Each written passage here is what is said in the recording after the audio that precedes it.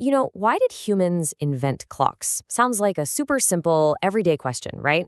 I mean, we glance at our wrists or check our phones dozens of times a day without even a second thought. But the answer to that question actually unlocks the entire story of human progress. Welcome to today's Explainer, where we're going to dive deep into exactly that. Our focus today is on the temporal architecture of civilization. We're going to trace this really epic, sweeping journey all the way from ancient peoples just observing the natural world around them, right up to our modern era of intense global synchronization. It's a massive story, and it's basically all about how humanity learned to harness and measure the invisible flow of time. Here's our roadmap for this explainer. First, the beginning of time.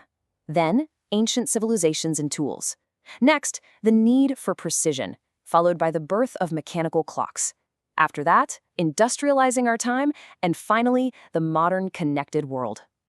All right, let's jump right into section 1, the beginning of time, measuring by natural cycles. So picture this. You're an early human standing out in this vast, open landscape under glowing skies. You don't have a ticking watch on your wrist. Instead, you're just observing nature with pure curiosity.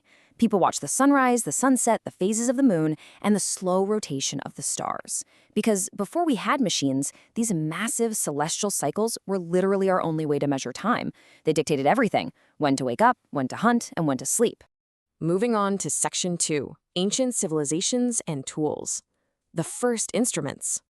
As we trace the rise of early societies across Egypt, Mesopotamia, Greece, and China, we see people actively trying to capture time. Suddenly, you've got workers, farmers, priests, and astronomers relying on actual physical tools.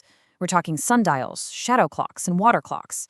Though, side note, water clocks actually had a pretty funny habit of freezing solid during the winter. But still, they completely changed the game. They allowed people to organize daily life.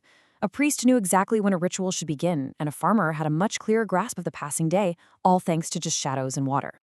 Which brings us to section 3, the need for precision, social complexity. So, as these societies evolved, it kicked off this massive chain reaction.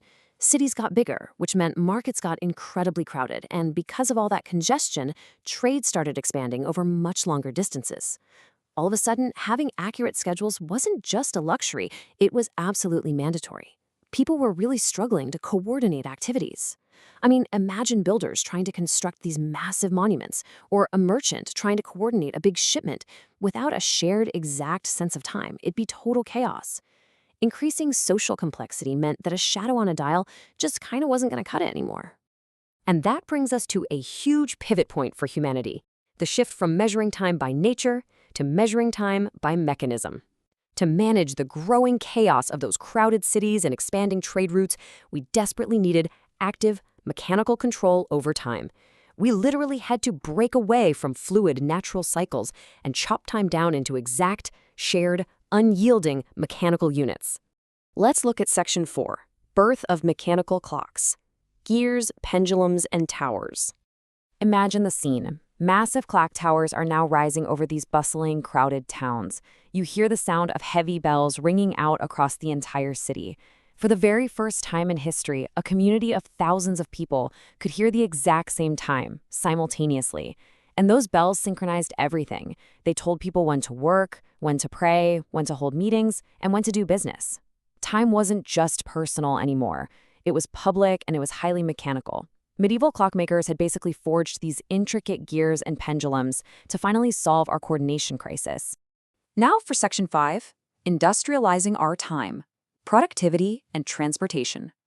Okay, the pace of life gets incredibly fast right here. The Industrial Revolution brought us factories, steam engines, crowded railway stations, workers physically punching time cards, and highly synchronized train schedules. And the stakes were incredibly high. Fun fact, before trains came along, neighboring towns actually kept their own local times. So noon in one town might literally be 12:04 in the next town over. But synchronized railway schedules forced the creation of standard time zones. Think about it. You just can't run a complex railway network with steam engines hurtling down the tracks without exact, synchronized time. Clocks were no longer just up in towers. They became the mechanical heartbeat of modern industry. Which leads us perfectly into section 6, the modern connected world, global synchronization. Today, we are entirely dependent on exact synchronization. Across completely different continents, humanity lives by precise time. I mean, we've got digital clocks and smartphones in our pockets. We have satellites orbiting the Earth and space missions navigating the void, all relying on fractions of a millisecond. Global business meetings, life-saving hospital surgeries, the staggering logistics of international airports, and yeah, even your smartphone's GPS, every single one of these relies on a globally connected, invisible digital time network. So, looking back at this really epic journey, we started in prehistory relying totally on natural cycles, moved through antiquity using sundials and water clocks, built massive mechanical towers in the Middle Ages, industrialized our time with factories and trains in the 19th century, and finally arrived at the digital, satellite synchronization of the 21st century. As our civilization grew more complex, our demand for precision escalated right alongside it.